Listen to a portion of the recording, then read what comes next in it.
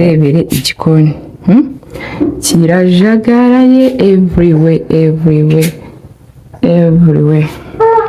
buriya mwose arasa nabi mpetse bebe yarize ndebere mu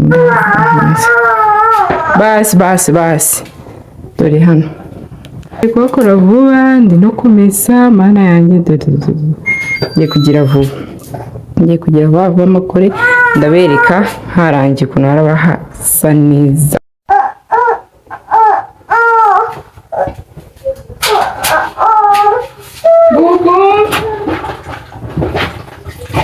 Yazi kwa mu gikoni ndebe bebe yakangutse yarize ubu ngomba gukorana nawe gukora tuzina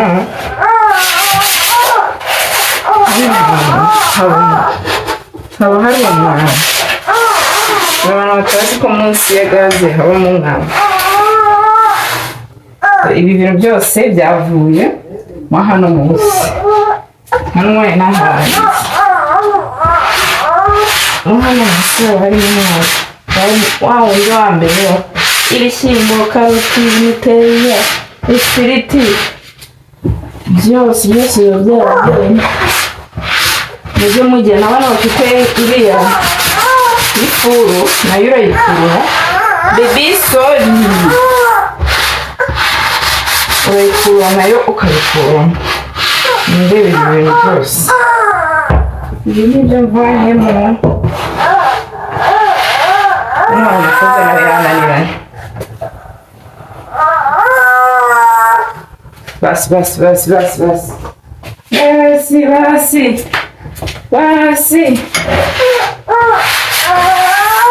ramureka ibishyimbo byari byo kwakangahe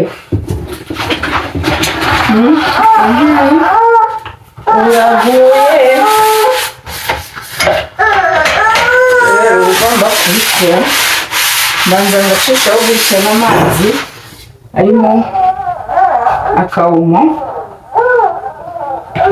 ubundi nkaza guhanaguza agatambaro nyuma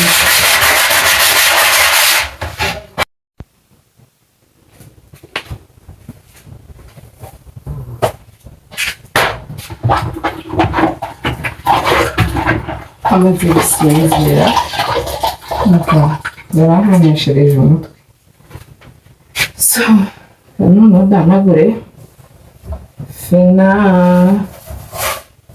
hose urahanaguramo hano haba haragiye hakandura ndebe ukuntu batandura ukade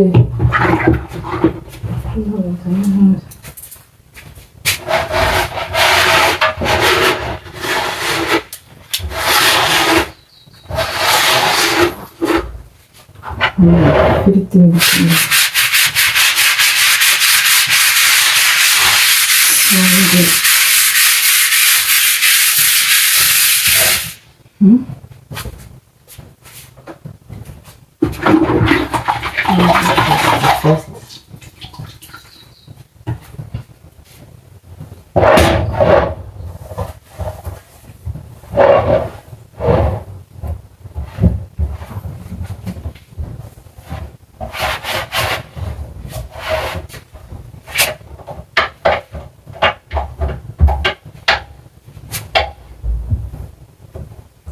nanga gutekera ahantu hasa nabi n'abantu bitekera ahantu hasa neza wumva wishimye wumva n'ibiryo guteka biryoshye niyo waba guteka imvange wumva iryoshye so rero njyewe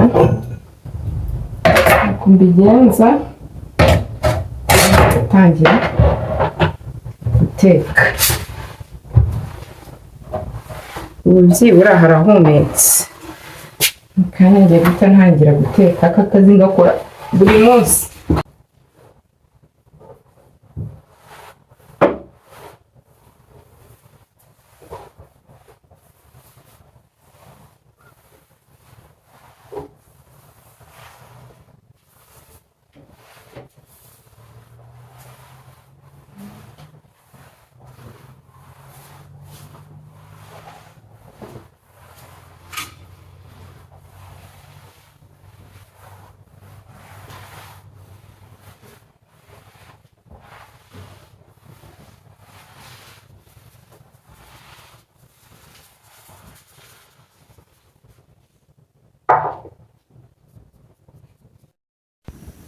finally ndarangije kuhakora isuku.